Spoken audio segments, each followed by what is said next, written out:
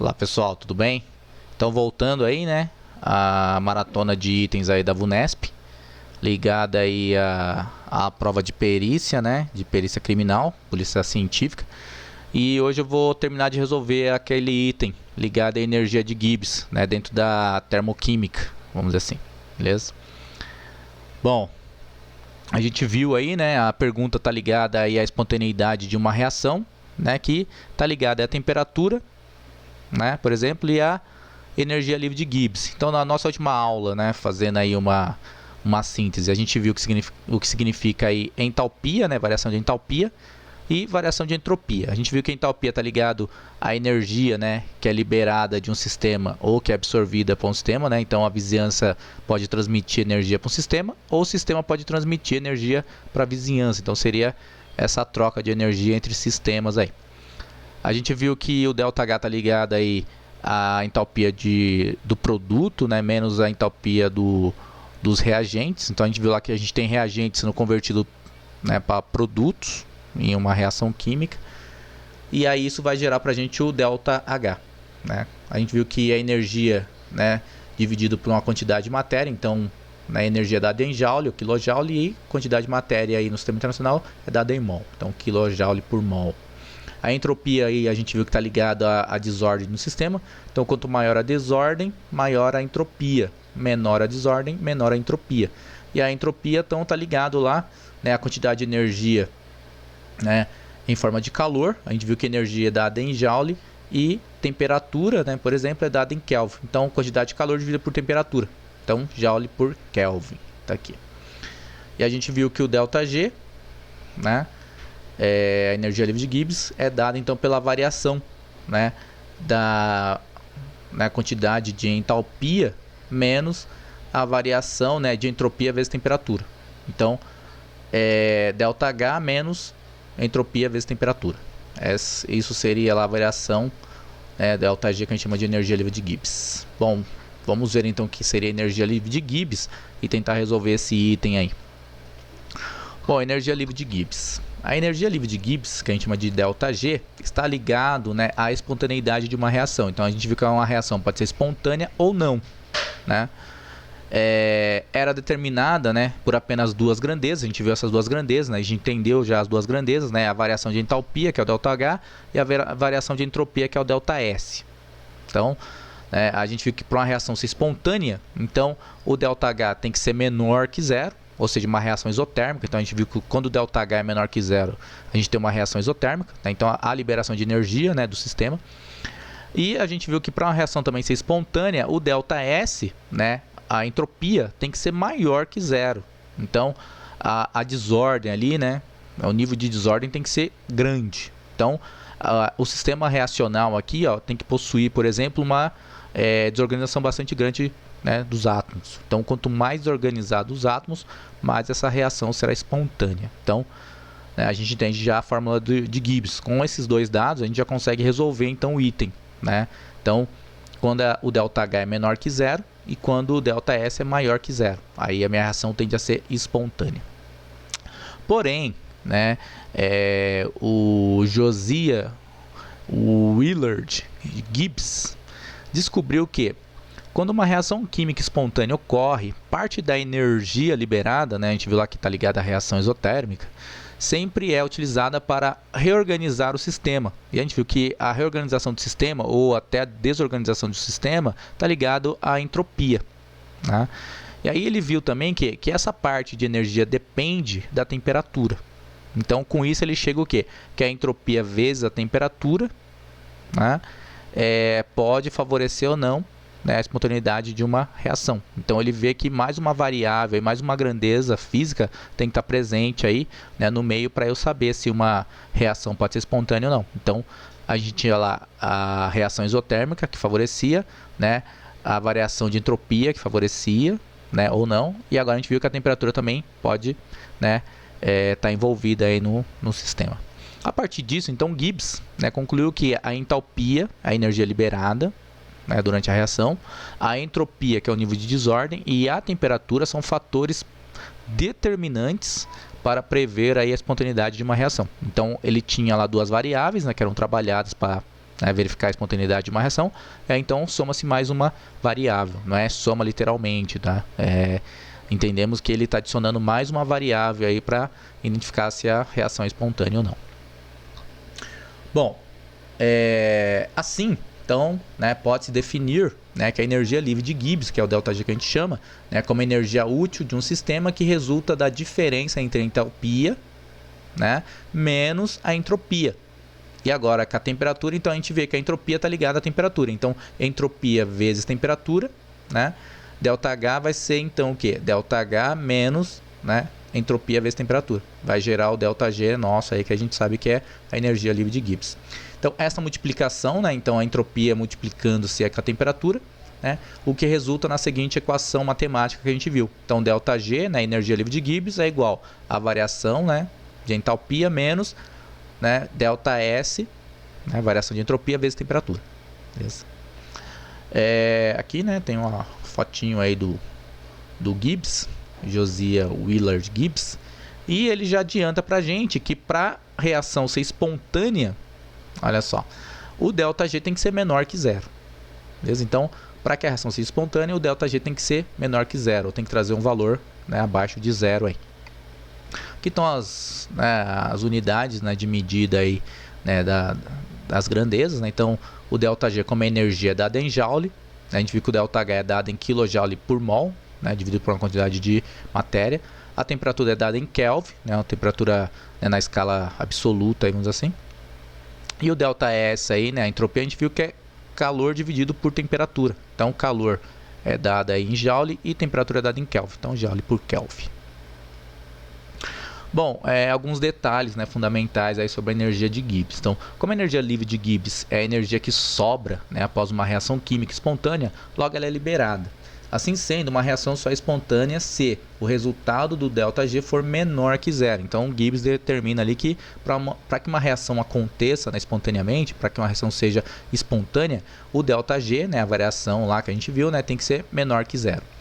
A expressão da energia livre de Gibbs só é aceita se a reação estiver sendo realizada sobre pressão e temperaturas constantes. Então, a gente tem temperatura, né, tem pressão, e essas duas variáveis têm que estar constantes. Bom, a temperatura no cálculo da energia livre de Gibbs sempre deve estar na unidade Kelvin, porque a gente viu que é uma escala, né, absoluta, ou seja, o menor valor da escala é zero. Então, zero seria ali o zero absoluto, né? Então, a gente não tem movimento nenhum da molécula. Então, 0 Kelvin, né, seria ali, né, zero energia de movimento ali de uma molécula, átomo, né, e entre outros aí. Quando utilizamos a fórmula da energia livre de Gibbs, é fundamental que as variações de entalpia, a entropia, estejam na mesma unidade de medida, então até a temperatura. Então, de modo geral, é legal a gente trabalhar no sistema internacional, né? O sistema internacional traz lá energia em joule, né? A gente viu quantidade de matéria é dada em mol, por exemplo. Então, a gente pode trabalhar também em kilojoule, se for o caso, né? Dependendo ali da quantidade de energia que a gente tem, é melhor trabalhar com kilojoule do que joule. Né? Então, a temperatura é dada em Kelvin, né? A escala absoluta. E aí também, né, o ΔS que envolve lá energia e temperatura. Então, a energia é dada em joule e a unidade de temperatura é dada em Kelvin. Beleza? Bom, aqui para a gente entender melhor, né, eu trouxe aqui montei um esqueminha aqui para a gente, né, entender quando a reação é espontânea, quando ela é neutra, né, ou está em equilíbrio, e quando ela não é espontânea. Então, né, partindo aqui da fórmula geral da energia, né, livre de Gibbs. Então, quando a reação é espontânea, né, vamos entender que a gente tem uma motinha aqui no morro, né? Então, a gente tem aqui um eixo X, um eixo Y. Então, desse lado aqui do eixo, né, do lado esquerdo do eixo é negativo, e do lado direito do eixo, né, seria positivo. Então, eu tenho a motinha. E aí, essa motinha, né, ela tende, né, no morro, ela simplesmente, sei lá, sem motor, por exemplo, é só você soltar o freio ali e descer espontaneamente. Você não tem aqui né, o gasto de trabalho, de energia, vamos dizer assim. Então, vamos exemplificar uma reação espontânea. Então, quando a reação é espontânea, né, existem alguns poréns. Então, né, para a reação ser espontânea, né, então a gente viu que o ΔH, né, a entalpia, tem que ser negativo, né?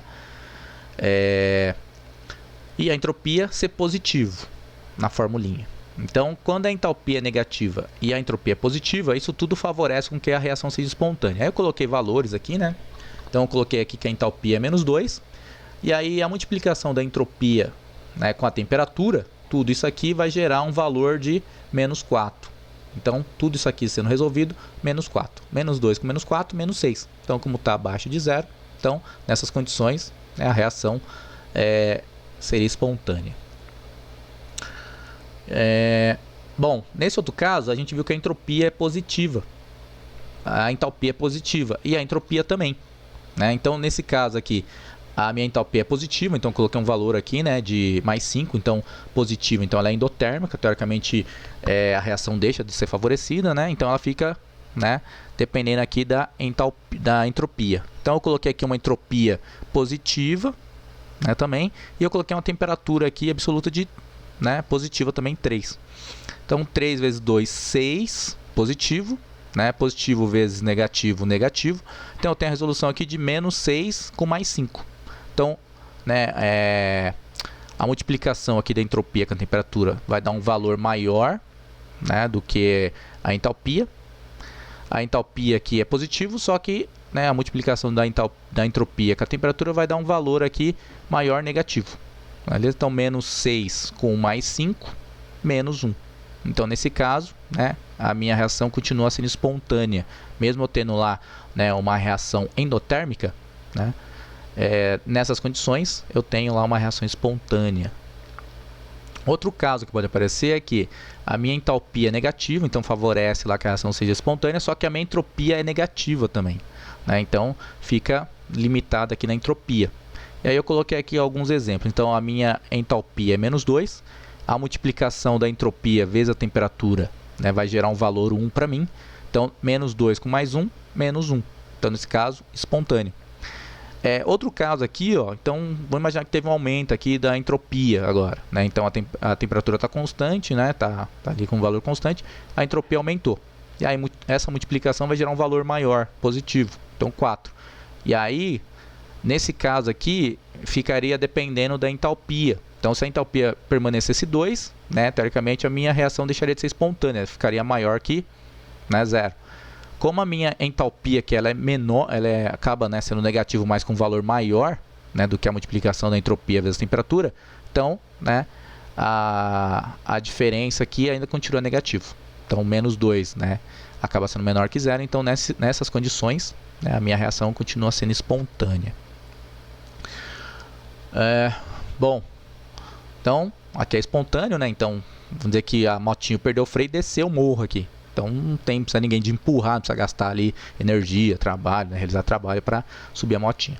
Quando ela chega em 0, né, então, quando o ΔH é 0, existe uma única condição, né? Quando o meu ΔH é 0, né, o ΔG é 0, o ΔG é 0 quando o ΔH é 0 e o ΔS também é 0. Então eu não tenho aqui, né, nem valor de ΔH e nem valor de ΔS. Mas como a temperatura, né, é absoluta, então ela está sempre acima de 0, né? A 0 aqui também é praticamente impossível. Então, 0 vezes qualquer coisa é 0, menos 0, 0. Então, quando eu não tenho nem entalpia e nem entropia, né, não tem essas variações de entalpia e entropia, então o meu ΔG também vai ser 0. E nessas condições, então, eu entendo que a reação está em equilíbrio, né? Está ali parada, né? Quando que a reação pode ser, então, não espontânea? Quando o valor estiver maior que 0. Vamos ver algumas condições, então. Então, aqui mostra que não é espontâneo, né, para a motinha subir o morro aqui, então alguém precisa empurrar ou precisa ter um motor, né, para forçar. Então ela não é espontânea, né, como na descida aqui. Então, primeiro caso aqui, então a entalpia ela é positiva, a gente viu que o ideal é que fosse negativo, e a entropia é negativo, né, então a gente viu que o ideal aqui é que fosse positivo. E aí eu coloquei um valor aqui de entalpia mais 5, e a multiplicação da entropia vezes a temperatura, então um valor também positivo, que vai dar aqui mais 6. Mais 5 com mais 6, então mais 11, né? 11 Joule aqui, então maior que 0, então deixa de ser espontâneo. Outra condição que a gente viu é que a entalpia pode ser positiva e a entropia também positiva. Então nesse caso aqui a entropia favorece, só que a entalpia não.